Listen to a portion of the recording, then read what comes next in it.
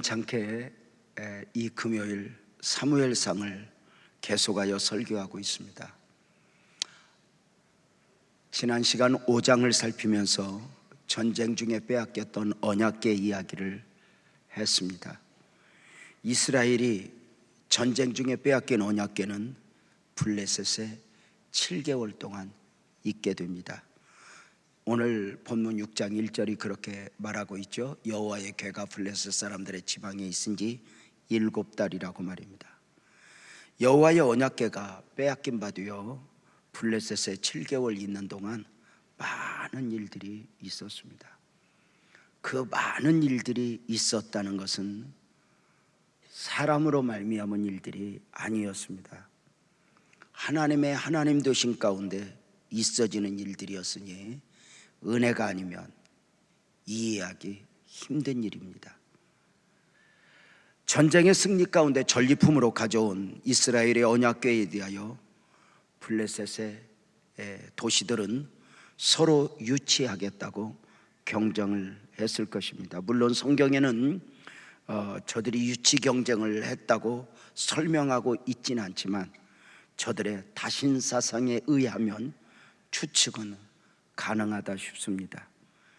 여러 신들을 많이 모시면 모실수록 좋다는 다신사상에 능력 있는 이스라엘 신을 모시는 것 역시 좋은 일로 여겨 저들은 서로가 그 블레셋의 5대 도시 가운데서 서로가 언약궤를 모시려고 경쟁을 했을 것이라 말씀을 드리는 것입니다. 빼앗아온 언약궤는 블레셋의 5대 도시 가운데 먼저 아스돗에 있는 다곤 신전에 모셔지게 되었습니다. 놀라운 것은 여기에서 하나님의 하나님 되심이 나타났습니다. 하나님은 어디에나 계시지만 또 하나 어디에나 계시길 원하지 않으며 하나님은 더 많은 사람들에게 구원의 하나님이시길 원하지만 누구에게나의 하나님이 아니어야 했습니다. 사람에게 좋은, 사람이 원하는 하나님이실 수 없기 때문입니다. 사람들은 우상처럼 자기 마음대로의 하나님이기를 원하지만 우상과 달리 하나님은 그리할 수 없으십니다. 여호와의 궤가 다곤 신전에 모서진 가운데 하룻밤이 지날 적마다 이해할 수 없는 일들이 있어지니 다곤 신이 그 신상이 엎어지고 부러지고 문제가 생긴 것입니다. 거룩하신 하나님은 다곤 신전에 계셔야 할 분이 아니셨던 것입니다. 여호와의 궤는 결국 블레셋 각 지방에 모셔지게 되었고 모셔진 지방마다 같은 재앙이 7개월 동안 임하게 되었습니다. 설마 이 여호와의 궤로 말미암아 이런 일이 있었겠어 하며 7개월 동안 저들이 고통을 당하게 되니 5장 마지막 절에서 성읍의 부르짖음이 하늘에 사무쳤다고 기록될 정도인데 결국은 언약궤를 보내야 한다 결정을 하기까지 그 보낼 수밖에 없는 상황에 대하여 5장 11절 12절은 그렇게 말씀했습니다. 이스라엘 사람을 보내어 블레셋 모든 방백들을 모으고 이르되 이스라엘 신의 궤를 보내어 그 있던 곳으로 돌아가게 하고 우리와 우리 백성이 죽임 당함을 면하게 하자 하니 이는 온 성읍이 사망의 환난을 당함이라. 거기서 하나님의 손이 엄중하심으로 죽지 아니한 사람들은 독한 종기로 치심을 당해 성읍의 부르짖음이 하늘에 사무쳤다라고 말합니다. 이 모든 일들은 우연히 일어난 일들이 아니었습니다. 언약궤가 모서진 곳에서 하나님의 하나님 되심이 나타난 것입니다. 때로 빼앗겨지는 언약궤를 보면서 하나님은 없나 봐. 때로 하나님이 보지 못하는 것처럼, 하나님이 듣지 못하는 것처럼, 아무것도 해주시지 못하는 것처럼 그렇게 사람들의 눈에 보여지고 오해를 하기도 하지만, 하나님은 언제까지나 잠자보신 분이 아니었습니다. 저들은 이스라엘은 전쟁 중에 이겼을지 몰라도 하나님의 궤를 감당할 수는 없었습니다. 저들에게서 하나님이 하나님 될 수 없었던 이유가 무엇입니까? 다신 사상 가운데에 저들은 하나님으로가 아니라 많은 신들 가운데 또 한 신으로 섬기려 하기 때문입니다. 자기들이 원하는 대로 춤추어 줄 하나님을 기대했던 것입니다. 그러나 하나님은 절대로 많은 신들 가운데 한 신이 아니었습니다. 하나님은 절대로 많은 신들 가운데 더 크신 하나님이 아니었습니다. 크게 아멘 합시다. 하나님은 유일하신 하나님입니다. 그 하나님이 하나님 되신 가운데 여호와의 언약궤가 이스라엘로 돌아오게 된 것입니다. 보여지는 부분은 여호와의 궤를 감당할 수 없는 블레셋이 그 언약궤를 돌려보내는 것이지만, 하나님 스스로 하나님 되시고자 이스라엘로 돌아오심이었습니다. 특별한 은혜가 아닐까? 사실 언약궤가 돌아오지만 이스라엘에 환영하고 기다리는 것도 아닙니다. 나중에 제가 또 설교를 하겠지만, 돌아온 언약궤를 얼마나 이스라엘이 방치하는지 몇십 년 동안 그 언약궤가 골짜기에 계셔야 했습니다. 그런데 참 신기합니다. 그렇게 지극정성을 다하는 블레셋 다곤 신전에서, 블레셋 지역에서 하나님이 하나님 되기를 거절했던 그 하나님이 유독 택한 백성 이스라엘 안에서 나는 너희 하나님이길 원해, 마치 구걸하듯 짝사랑하듯 찾아와 안겨지는 거예요. 우리도 이스라엘처럼 하나님을 환영했던 사람이 아닙니다. 사실은 우상을 섬기는 우리도 지금도 하나님이 내가 원하는 대로 춤추어 줄 하나님이길 원합니다. 그 하나님이 우리 안에서 하나님 되기를 기다리고 있습니다. 문제는 블레셋 사람들이 지난 7개월 있었던 많은 일들 가운데서 하나님의 하나님 되심을 부정하고 싶은 것입니다. 불신입니다. 그들의 불신이 언약궤를 그 있던 곳으로 보내는 과정에 보여지고 있는데,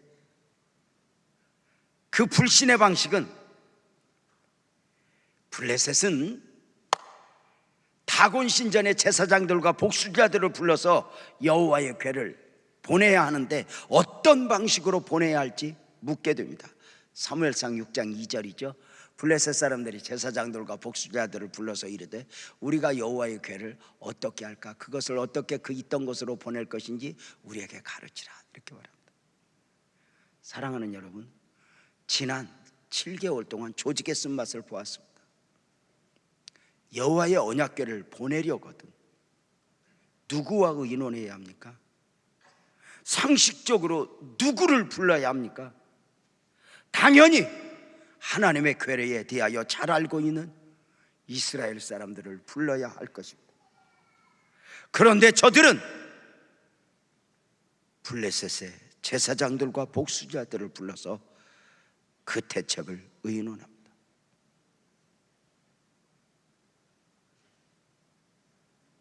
하나님은 그냥 화려한 것만의 하나님이 아닙니다. 정성을 다했대서 그것에 감동하는 분이 아닙니다. 우리에게 얽힌 일이 있으면 누구와 의논해야 합니까? 문제가 생기면 누구를 찾아 고백해야 합니까? 그런데 불신은, 마귀는 언제나 엉뚱한 방향을 향하게 합니다. 블레셋의 제사장들과 복술자들은 크게 보면 두 가지를 이야기합니다. 여호와의 언약궤를 보내려거든 이런 방식으로 보내라 하고 두 가지를 이야기하니 3절에서 5절까지 나와 있는데 한 목소리로 한번 읽겠습니다. 크게 시작. 그들이 이르되 이스라엘 신의 궤를 보내려거든 거저 보내지 말고 그에게 속건제를 드려야 할지니라. 그리하면 병도 낫고 그의 손을 너희에게서 옮기지 아니하는 이유도 알리라 하니 그들이 이르되 무엇으로 그에게 드릴 속건제를 삼을까 하니 이르되 블레셋 사람의 방백의 수요대로 금독종 5과 금쥐 5마리라야 하리니 너희와 너희 통치자에 내린 재앙이 같음이니라.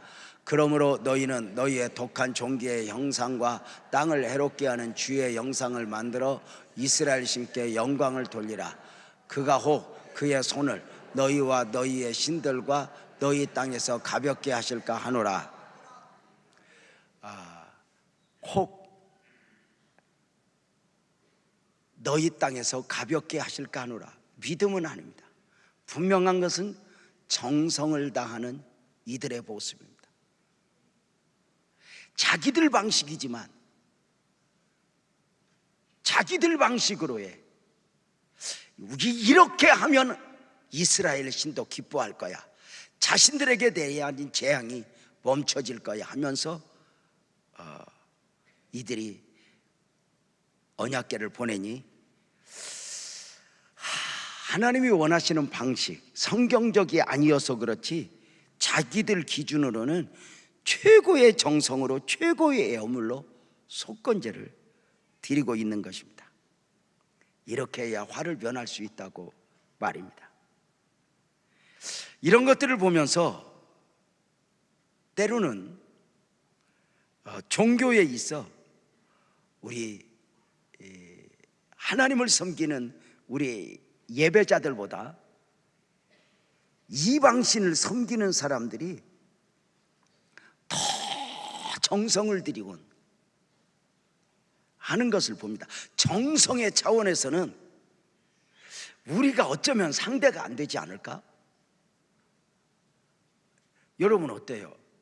장도 때에 정한수 떠놓고 비는 할매 조는 거 봤어? 그저 비나이다 비나이다 몇 천만 원 들여서 무당 구달 때 있잖아요. 그 옆에서 하얀 한복 입고 그 무당의 그 표정 따라서 비는 그 정성들, 그들의 지위가 어떠하든 그들 정성을 보십시오. 그들이 졸아? 김여진 졸아 껐어? 여러분 보십시오. 정성의 차원에서는 우리 기독교의 예배는 어쩌면 옛날 우리 제사 드리는 모습만 또 못한 경우들이 많아요. 실제로 저는 이렇게 과일을 파는 이렇게 집사님들한테 들은 이야기인데 가끔 무당들이 또 구슬하기 위해서 이 과일을 사고 고기를 사는데 최상급이랍니다. 무조건 값도 절대로 안 깎는답니다. 부정 탈까 봐 최고의 값을 주고 최고의 상품을 구입해서 구슬하고 제물로 드린다는 것입니다. 절이 세워지고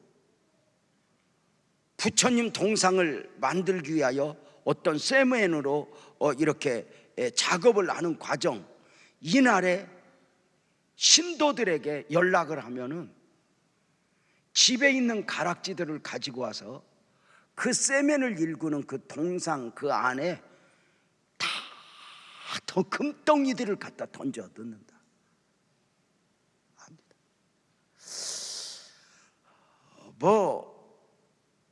그런 부분에서는 우리가 어쩌면 이방신들을 섬기는 분들 따라갈 수 없죠.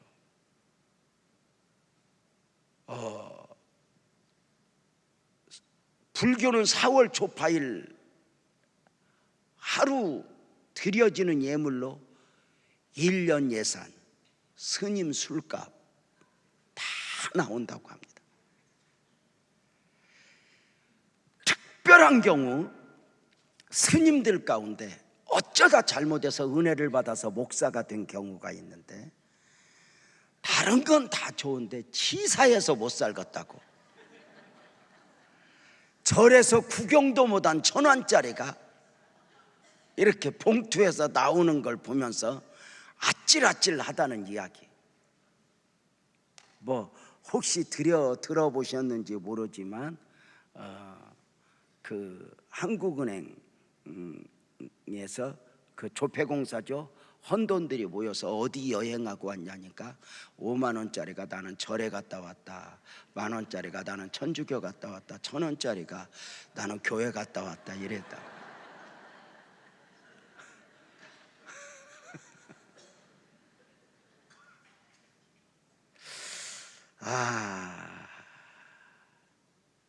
어쩌면 최고의 하나님을 믿고 따르는 우리야말로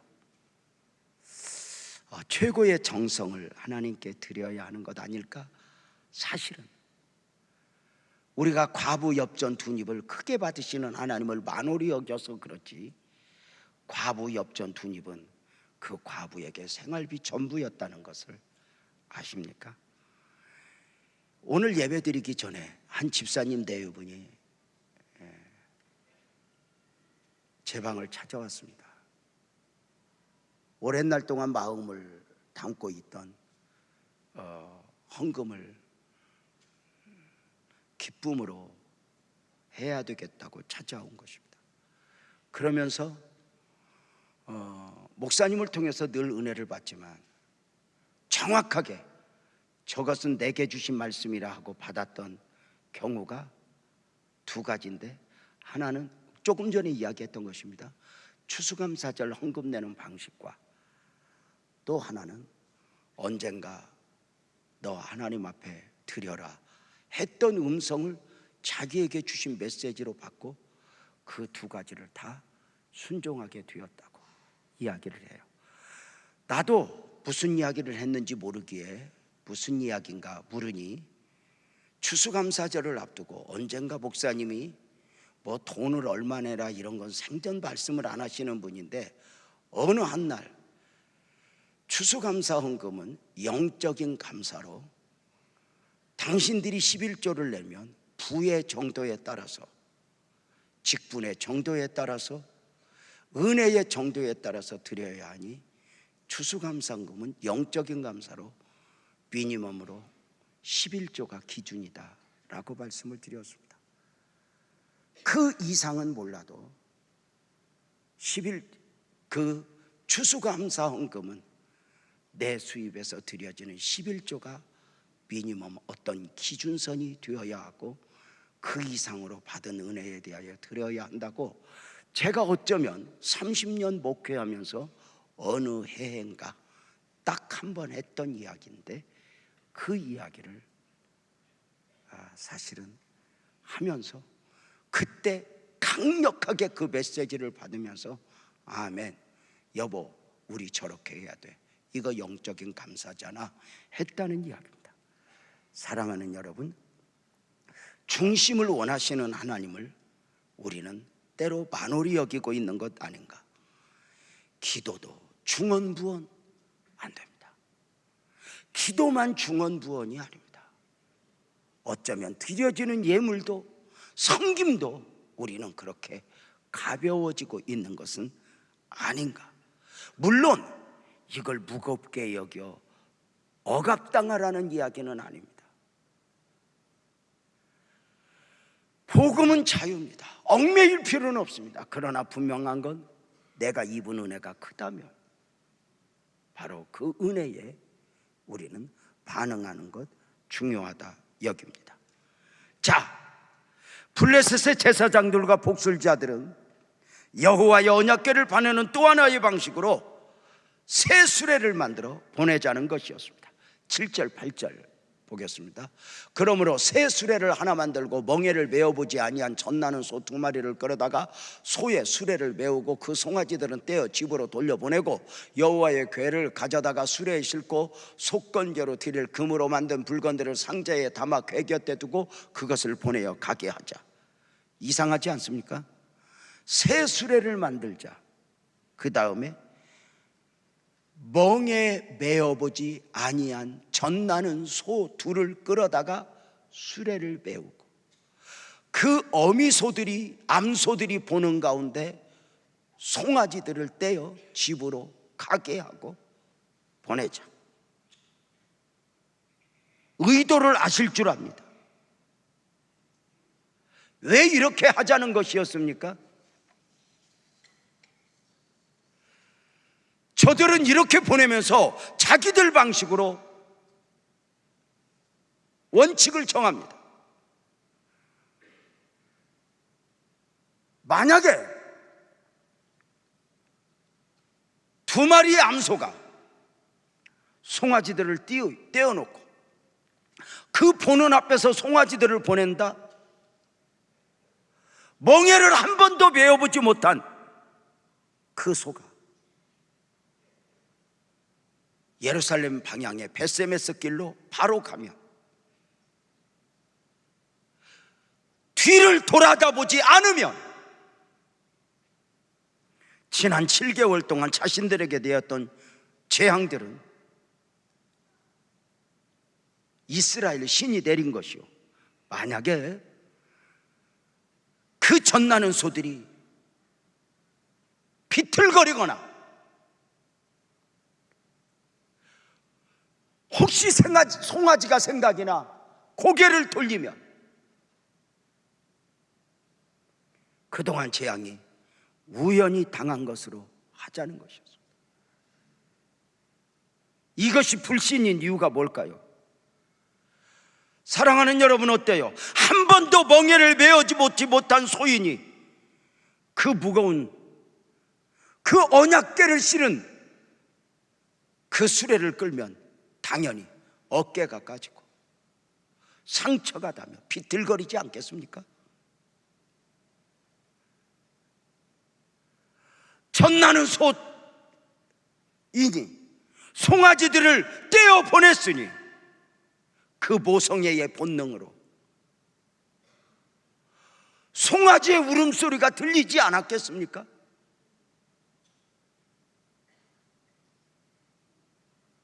당연히 돌아보죠. 당연히 돌아볼 텐데, 당연히 비틀거릴 텐데, 돌아보면 비틀거리면 그동안 7개월 동안 있었던 재앙들은 여호와가 내린 것이 아니라 우연히 있어진 것이다. 이렇게 하는 이유가 뭐예요? 지난 7개월 동안 자신의 나라에서 있어졌던 재앙들을 부정하고 싶은 거예요. 하나님을 싫어하는 거예요. 하나님을 하나님으로 인정하지 않는 거예요. 의도적으로 하나님을 부정하는 거예요.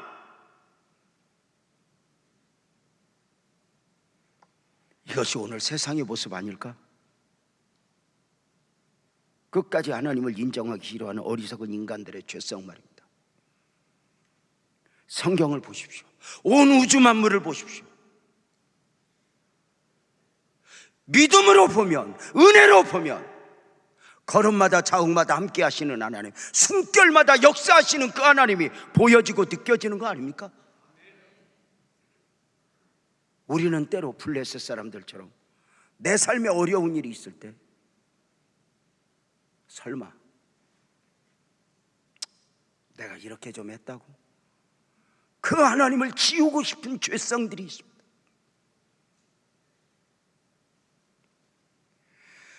사람의 일을 하나님의 일로 승화시키는 것, 이것이 신앙입니다. 사람이 전하는 말씀을 하나님의 말씀으로 받는 것, 이것이 신앙입니다. 우연히 일어난 일임에도 불구하고 하나님의 허락으로 믿는 것, 이것이 신앙입니다. 다윗이 아들 압살롬에게 배반을 당하여 쫓겨 도망할 때에, 시므이가 옆에서 저주할 때에, 옆에서 아비사라고 하는 장군이 왕이요, 왕을 저주하고 저렇게 비방하는 저놈을 내가 가서 손 좀 봐줘야 되겠습니다. 뭐라 그래요? 도와둬라. 아들도 그러는데 쟤는 오죽 하겠냐. 계속하여 그러하니 이렇게 말하면 안 됩니다. 내가 가서 목을 치겠습니다. 이때 했던 말이 무슨 말이에요? 놓아둬라. 하나님이 시킨지 어떻게 하냐. 이게 신앙입니다. 하나님이 얼마나 놀랬겠어. 저놈이 왜 나한테 덤태기 씌우냐고. 사람의 일을 하나님의 일로 승화시키는 거.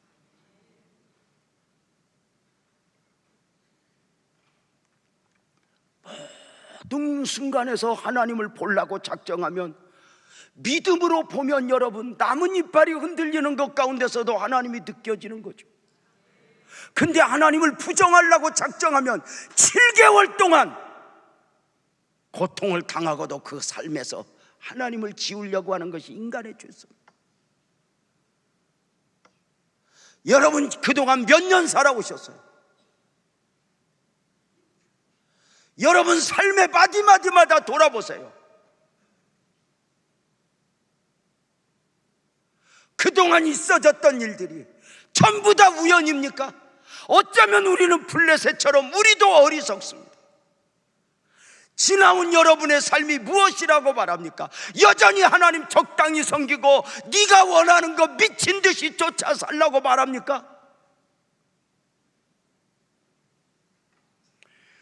성경이 아니라, 설교가 아니라 여러분의 삶이 무엇이라고 말을 합니까?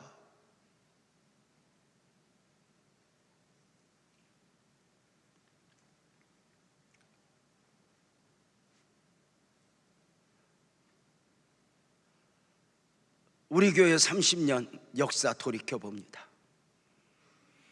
부교역자 생활까지 하면 근 30여 년, 40여 년 달려왔습니다. 이렇게 말합니다. 목사님들, 요 목사님도 이제 쉴 때 됐고만 쉬어. 정말 죄송한 이야기지만 쓰러질까 봐 쉬기보다는 쓰러질까 봐 많이 일해야 되겠습니다. 쓰러지기 전에. 지난 30년, 40년이 저에게 하고 있는 말은 너 이제 그만 됐다, 쉬라 그러면 교만입니다. 나의 다 된 것은 하나님의 은혜로다. 주님이 하셨지. 이제 너 언약궤 메고 한번 가봐. 마치 이것이 하나님의 음성이 아니런가?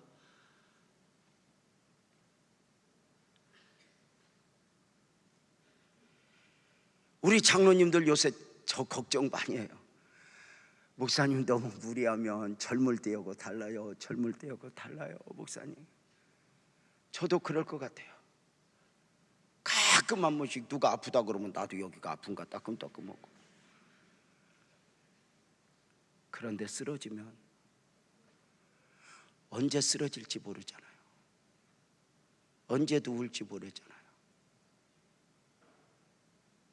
근데 그 40년을 돌아보면 힘들지만 아직도 가야 할 길이 너무 많은 거죠.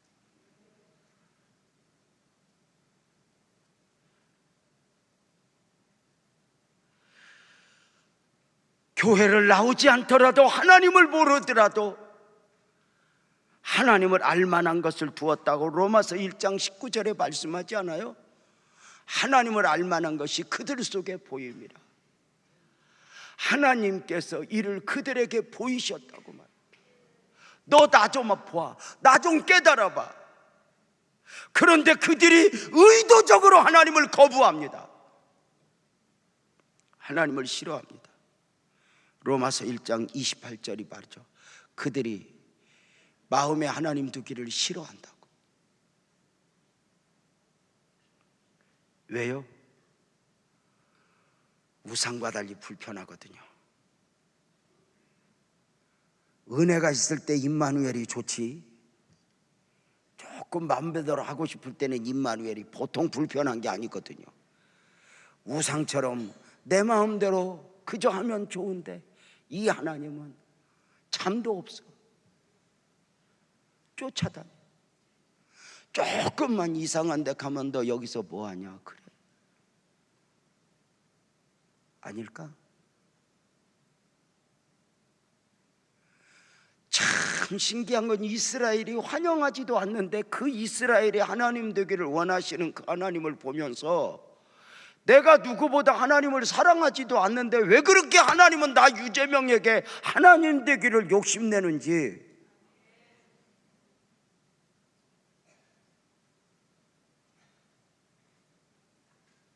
불편하죠. 사람들은 그렇게 하나님을 의도적으로 부정.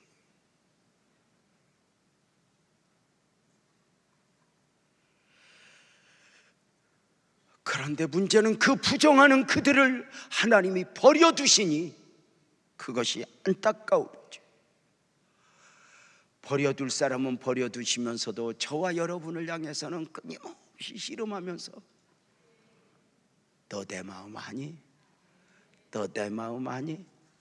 오늘도 씨름하시는 하나님의 은혜를 아시겠습니까? 감동이죠. 오늘도 하얼빈에서 사역하시는 귀한 사모님이 오셔서 거기가 얼마나 추운지 아시죠? 몽골 겨울이 뭔가 보고 싶거든 한번 가보세요. 1년이면 6개월이 겨울. 영하 50도, 40도.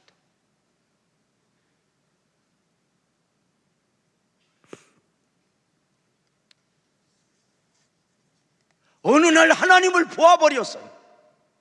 하나님을 알아버렸어요. 하나님을 만나버렸어요.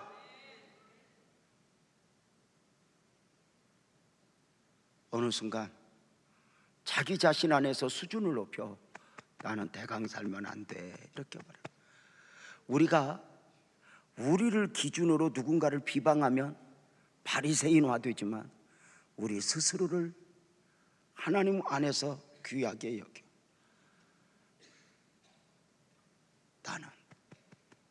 나는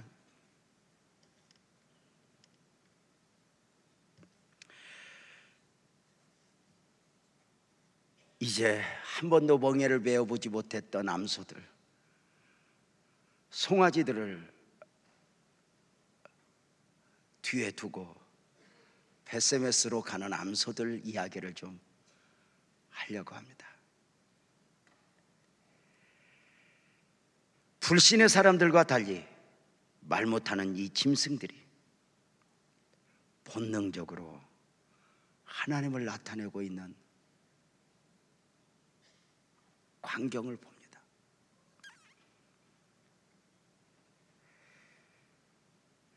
한 번도 멍에를 베어보지 못한 소들,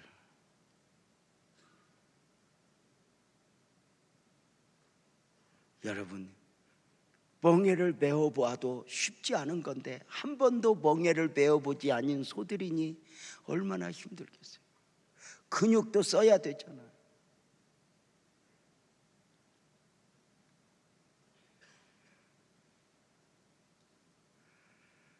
부흥회 갔다가 헬스클럽이 있길래 아이고 얼마나 기계들이 좋은지 들었다도 왔다 들었다도 왔다 1시간 하고 3일 누워 있었습니다. 죽는 줄 알았습니다. 이게 안 쓰던 근육을 쓰니까 몸살을 앓았습니다.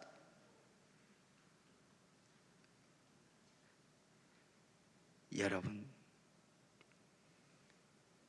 젖나는 소 둘을 보내면서 문제는 불신자들이 그 뒤에서 보고 있습니다.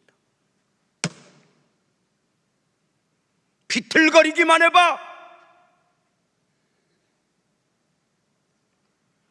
뒤를 돌아다 보기만 해봐. 하나님 없는 거야.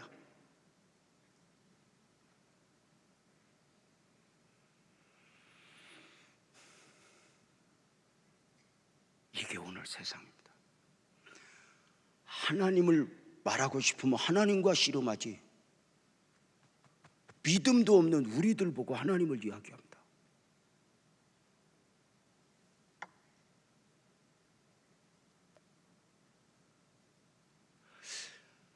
핍박자들이 핍박을 하면서 하나님 부정해봐, 예수님 사진을 발로 밟아봐, 하나님 모른다고 해봐, 그러면 살려줄게 하듯이 그 밈을, 그 짐승들이 그 언약궤를 끌고 갈 때 아마 저들은 본능적으로, 모르겠어요, 분명한 것은 자신들의 어깨에 자신들이 원하는 반응을 보이면 하나님을 부정하는 것이 된다.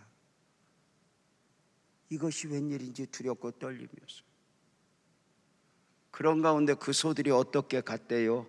사무엘상 6장 12절에 보면은 암소가 벳세메스 길로 바로 행하여 대로로 가며 갈 때에 울었대요.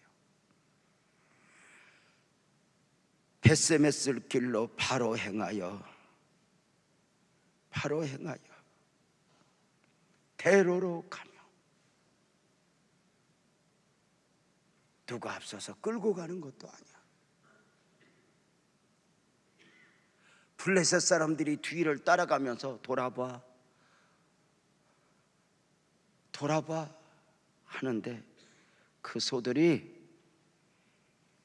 울고 좌우로 치우치지 않고 벳세메스 길로 갔대.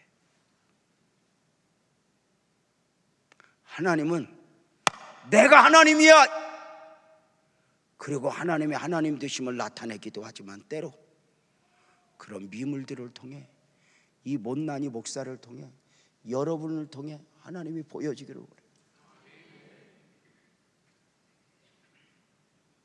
놀라운 광경 아니에요? 한 번도 멍에 메어보지 않았던 암소 2마리가 새끼를 띄워놓고 그 무거운 벗개와 재물을 싣고 흐트러짐 없이 벳세메스로 길을 가는 것 대단하잖아요. 당연히 비틀거릴 줄 알았는데, 당연히 울며 돌아볼 줄 알았는데, 좌우로 치우치지 않는 가운데 울면서 그 주어진 길을 가는 거예요. 그 블레셋 사람들은 그것을 보면서 그 미물들 속에서 하나님을 보아야 마땅하지만 저들은 끝까지 하나님을 부정하며 자기 갈 길로 갑니다. 룻기서에 룻의 동서 오르바가 자기 백성 자기 신에게로 돌아가듯이 저들은 돌아갑니다. 이 벳세메스로 가는 암소, 이 모습 속에서 목사님들은 헌신이 무엇인가, 사명이 무엇인가, 기독교 신앙이 무엇인가를 설명할 때 이보다 더 좋은 비유가 없는 것만큼 설교를 하네.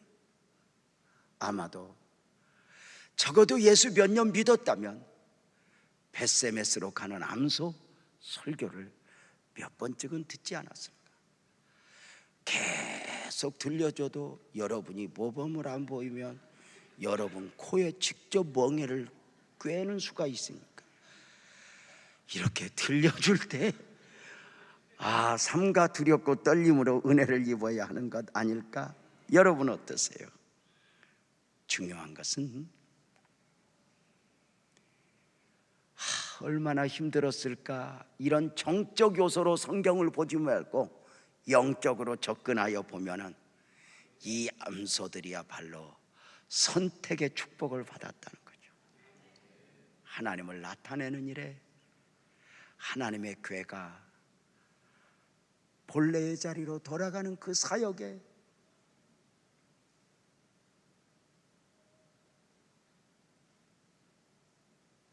뻥에 베어보지 않았으니 능력이 없는 소 아닐까? 괜히 이 말씀 준비하면서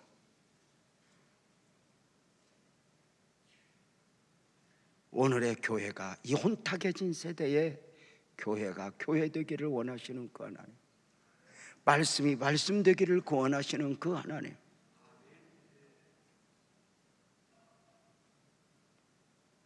아무에게나 기대하지 않는 그 하나님이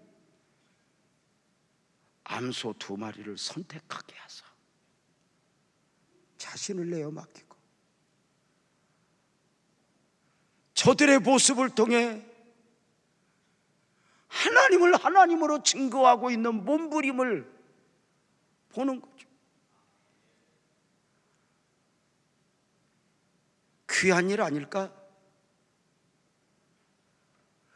이 2마리의 소는 선택의 여지가 없어요.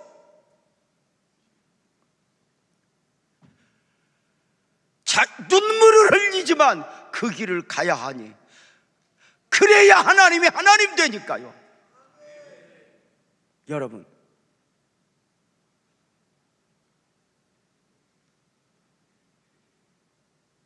오늘도 우리가 내 삶에서, 내 사역에서, 내 마음에서 하나님이 하나님 되기를, 나의 나 되기를 갈망하는 욕심, 쾌락, 이게 아니라 하나님이 하나님 되기를 갈망하는, 하나님이여 영광 받으소서, 하나님의 이름이 존귀히 되기를 원하는 몸부림은 있는가? 어떻게 갔다고요? 6장 12절을 다시 보면 암소가 벳세메스 길로 행하여 바로 행하여 대로로 가며 갈 때에 울었대. 왜 울었을까? 아파서도 울었을 거예요. 송아지 생각나서도 울었을 거예요.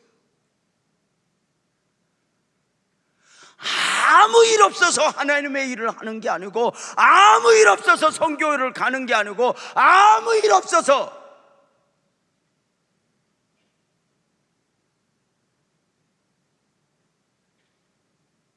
두 암소가 사명을 감당하는 일은 최악의 환경이었죠. 울면서 갔대요. 벳세메스로 운반하기 위한 선택된 두 암소는 젖먹이잖아요. 젖먹이, 암소들 있잖아요. 젖을 먹여야 하는, 불신들에 의해서 강제로 새끼와 이별을 했으니 어쩌면 들려오는 새끼들의 울음소리가 맴돌지 않았을까? 들려서 듣는 게 아니잖아요. 젖이 불었을 때 고통스럽지 않았을까? 낯선 길을 가는데 무섭지 않았을까? 인도자도 없어요. 갈 바를 몰라요. 한 번쯤 흔들릴 것 같은데 갈 바를 모르는데 가요. 누가 앞에서 수레를 끌고 가는 것도 아니고 그냥 뒤에서 이 숭악한 불신들이 돌아봐, 하나님 없어. 비틀거려, 하나님 없어. 그런데 이 미물들이 웬일인지 비틀거리지도 못해. 믿느냐 아니 믿느냐는 자취하고라도 하나님의 하나님 되심을 나타내는 저들의 몸부림을 보.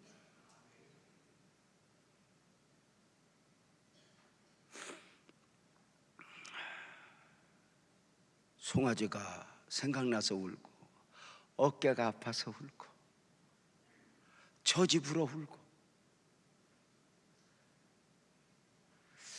그야말로 벳세메스로 가는 길은 눈물 없이 못 가는 눈물로 얼룩진 길 아니었을까?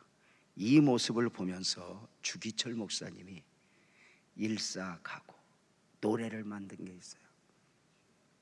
서쪽 하늘 붉은 노을 언덕 위에 비추누나 연야가 온 두 어깨에 십자가를 생각하며 머리에 쓴 가시관 몸에 걸친 붉은 옷 피 흘리며 걸어가신 영문 밖에 길이라네. 2절은 한 발자국 두 발자국 걸어가신 자육마다 땀과 눈물 붉은 피가 가득하게 고였구나.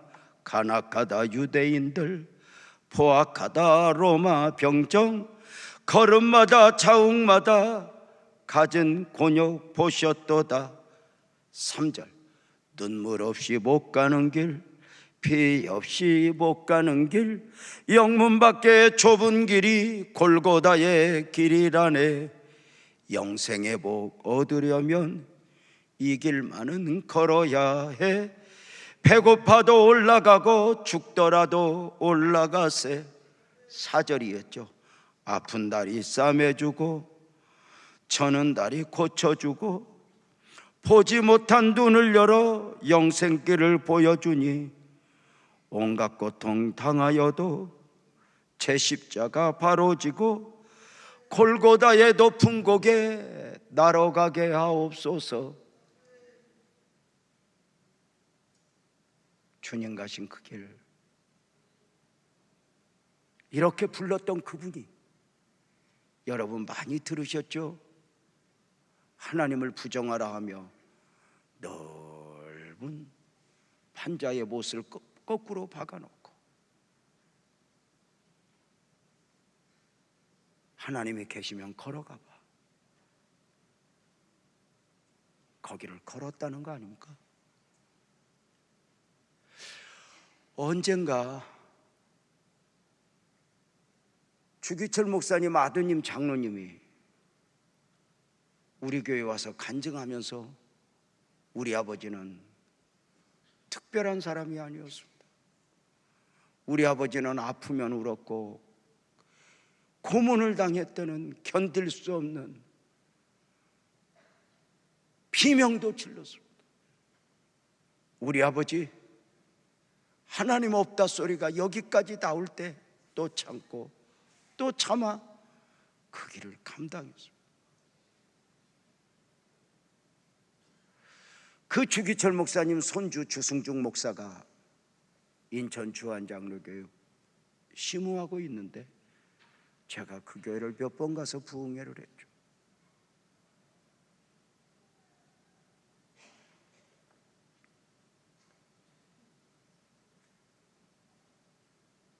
도대체 왜 이 두 함소는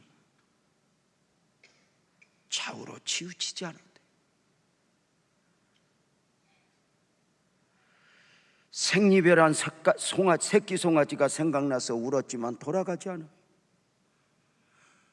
어깨 메어보지 못했다. 고통스럽지만 그래서 울지만 포기하지 않고 끝까지 가요. 왜? 멈추면 하나님 없다고 하니까.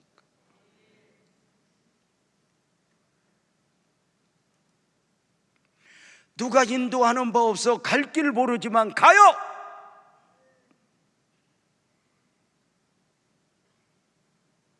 이것이 십자가의 길이고 헌신의 길이죠. 12절 말씀을 현대어 성경으로 한번 읽어보면 이렇게 되어 있어요. 그런데 새끼를 떼어놓을 때까지도 펄펄 뛰며 울어대던 소들이 그저 눈물만 흘릴 뿐 수레를 끌고 벳세메스역으로 유유히 올라갔다. 더구나 좌우로 나 있는 어느 새길로도 치우치지 않고 벳세메스만을 향하여 곧장 걸어갔다. 이게 현대어 성경. 새끼를 떼어놓을 때 그쪽을 보며 펄쩍펄쩍 뛰던 암소들이 정작 딱 수레를 끌게 되니 그 눈물은 흘렸지만 그 길을 갔다.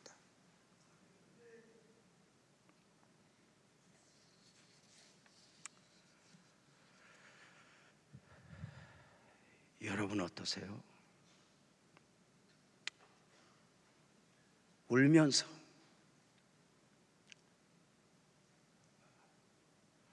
우리가 하나님의 일을 하면 그저 이렇게 카펫을 깔아줘요. 아까 소개했던 하얼빈에서 온 사모님, 목사님 지난 30년 얼마나 많이 울었겠어요. 발을 덩덩덩덩덩 구를 때가 얼마나 많았겠어요. 조금 힘들면 힘들다고 징징거리고 억울하면 억울하다고 징징거리는 게 아니라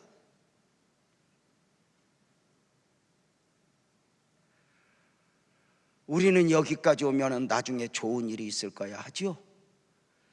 베세메스에 도착한 두 암소는 결국 새끼에게로 돌아갔을까? 아니요. 거기서 희생제물이 되니 사무엘상 6장 14절에 보면 이렇게 말하죠. 수레가 베세메스 사람 여호수아의 밭 큰 돌 있는 곳에 이르러 선지라. 무리가 언약궤가 온 것을 보고 그 만들어진 수레의 나무를 베고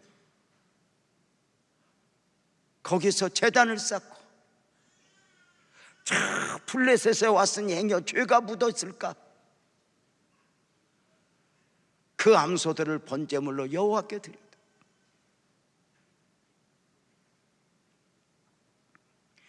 하나님의 언약궤를 메고 울면서 왔던 그 암소들이 죽임을 당하여 희생제물이 되었대. 두 암소는 하나님의 언약궤를 옮겨오는 일을, 그리고 자기 새끼와 생이별하면서까지 충성을 했고 사명을 감당했는데, 하나님을 나타내기 위해서 좌우로 흔들리지 않고 대로로 가며 울며 까진 어깨 그 주저앉고 싶을 때 겨우 왔는데, 우리는 여기까지 오면 이제 좀 쉬자, 이제 대접받자 하는데 마지막 그 몸뚱아리까지 하나님 앞에 제물로 드려지는 모습을 보는 거예요. 성도님들은 이 소들로, 마지막 이 소들의 제물로 드려짐이 억울하게 느껴집니까? 영광스러운 순교로 보입니까? 어떻게 보이세요? 성도님들 시각에는 스데반의 순교가, 아벨의 죽음이 비참하게 느껴지는지요? 아니면 영광스럽게 느껴지는지요? 사랑하는 성도님들 시각에는 사울에게 쫓겨다니며 엔게디 광야에서 13년을 방황하는 삶을 살아야 했던 다윗의 시련이 비참하게 느껴지는지요? 영광스럽게 느껴지는지요? 어떠십니까? 요셉의 노예 생활 10년, 감옥 생활 3년, 모세의 미디안 광야 40년이 여러분에게는 어떤 느낌입니까? 어쩌면 우리는 저들의 이야기를 영광으로 봅니다. 귀하다, 대단하다. 왜요? 우리는 저들의 시련을 영적 시각으로 보고, 또 하나는 성경적으로 과거에 있었던 일이니까 결국을 함께 보기 때문입니다. 영적 시각, 결국을 함께 보니까. 그럼에도 우리 안타까움은 뭐냐면, 우리에게 있는 우리의 삶에 대해서는 우리가 인간적 시각으로 보며 비참해, 힘들어, 가난해, 억울해 이렇게 접근하고 있는 건 아닐까? 아브라함의 이야기는, 모세의 이야기는, 스데반의 이야기는 영적 시각으로 보며 결국을 함께 보면서 오늘의 고난이 아니야 이렇게 말하면서, 정작 오늘 좀 억울하면, 오늘 좀 힘들면 우리는 영적 시각의 접근보다는 인간적 시각으로 접근을 하며, 나는 왜 이렇게 어렵게 살아야 돼? 나는 왜 이렇게 힘들게 살아야 돼? 하며 비틀거리고 있는 것은 아닌가?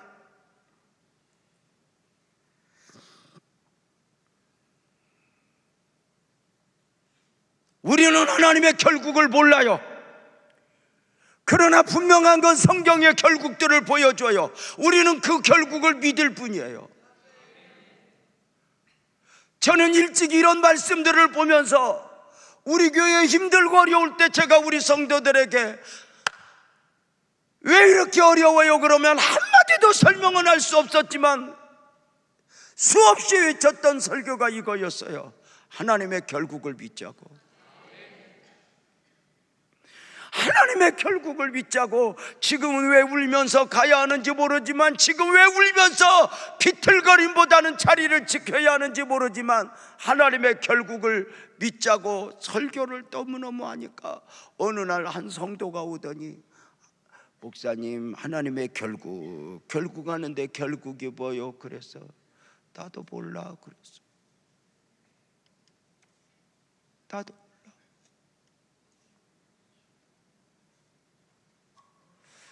저는 오늘의 이 교회의 모습이 결국이라고 생각하진 않아요.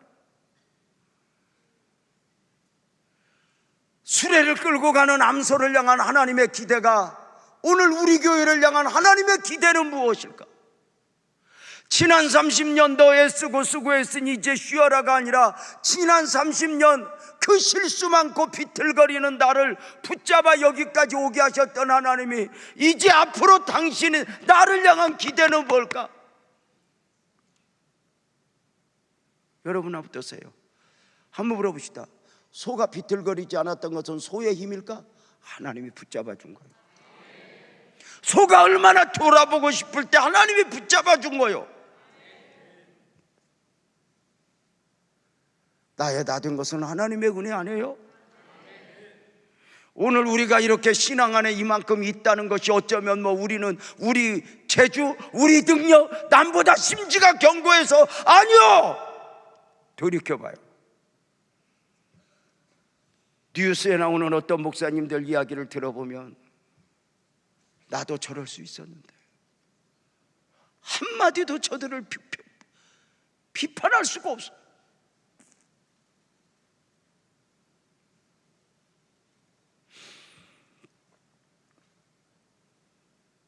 그 소들을 두고 하나님의 이름을 걸고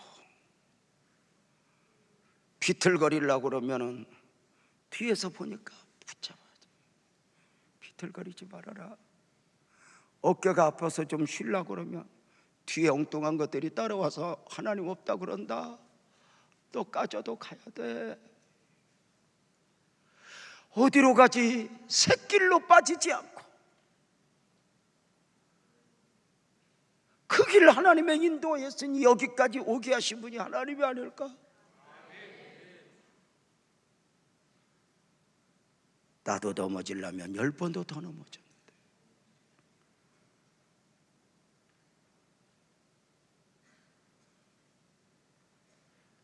그 하나님을 나타내고 하나님의 이름을 걸고 살아간다는 것이 쉬운 게 아니죠.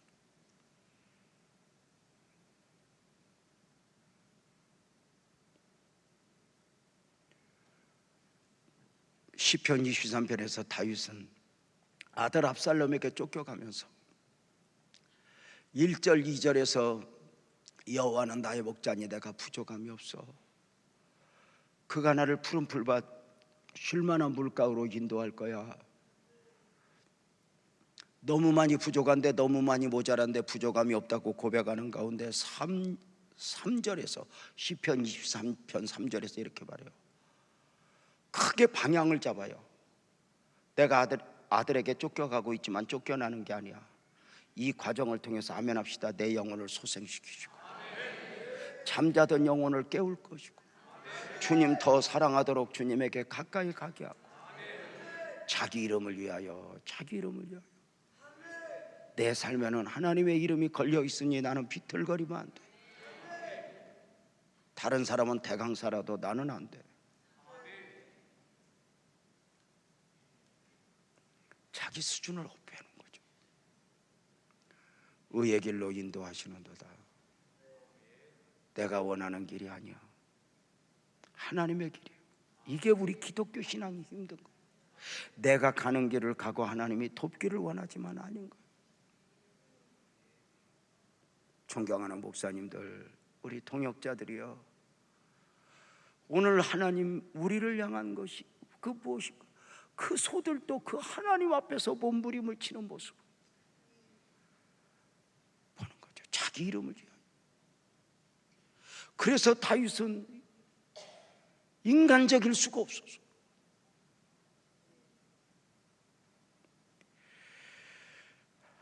비틀거리는 소를 비틀거리지 않도록 잡아주시고 샛길로 빠지려면 막아주시고, 자기 이름을 두고 한 걸음 한 걸음 가셨던 주님, 마치 우리 주님 나중에 십자가의 길을 가실 모습을 이렇게 보여주신 모습들, 악한 것들은 오늘 또 세상에서 우리 보고 그래요. 채명아, 너 비틀거려, 너 몸 아프잖아, 너 힘들잖아, 너 비틀거려봐, 목사가 아닌 것처럼 비틀거려봐.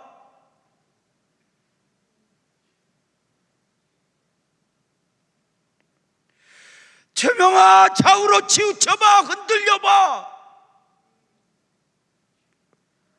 채명아, 뒤로 돌아봐. 가는 건 애굽으로, 가나안으로 가면서 애굽으로 돌아보라고. 하나님의 길을 가면서 세상의 마음 두라고.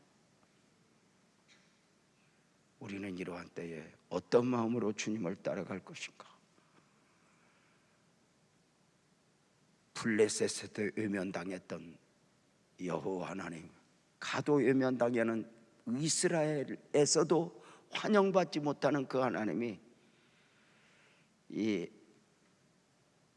암소들을 통해서 하나님 자신을 나타내고 있는 몸부림을 이 밤에 여러분에게 소개하면서, 누가 나를 위하여 갈까? 하나님의 마음을 이 밤에 함께 나눠봅니다. 세상은 우리를 말합니다. 비틀거려, 포기해, 뒤로 봐. 출애굽한 이스라엘 백성들이 얼마나 뒤를 봐요. 비틀거리고